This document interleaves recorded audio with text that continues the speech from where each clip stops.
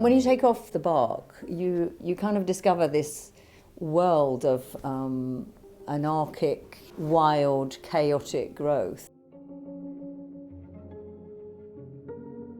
My practice pretty much revolves around only two trees these days, horse chestnut burr and sequoia grown in Britain. They're trees that have been felled due to disease or decay. It's important to me that they were grown here and there has not been a massive carbon footprint to get them here.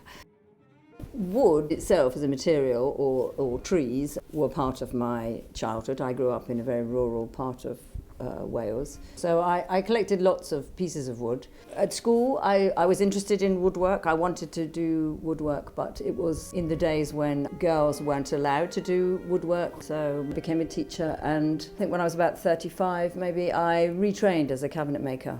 And I just became frustrated by the fact that I ended up cutting off what I found to be the most interesting parts of a piece of wood, you know, the kind of woodwormed or decayed or rotting, interesting pieces. I started making work myself, and I built a shed in my garden, and I just started making more kind of creative sculptural pieces, moved away from function per se. I think creating anything is a constant solving of problems of, you know, how are you going to get off bark that is lodged through a tiny, very tiny fissure, but there's bark in there and you can't bleach something if you've left bark in.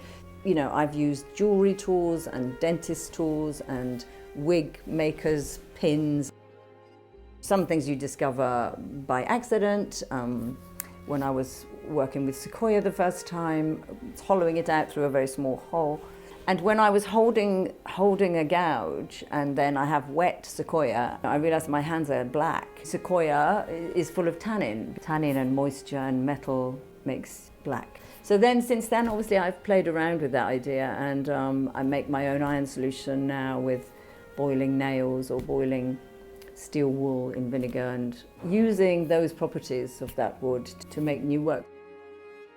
The pandemic or COVID was a strange time for me, like everybody else. But in terms of work, I mean, I was working on pieces for my solo show. And so even though it was very strange here, it was also, for me, it was quite a productive time.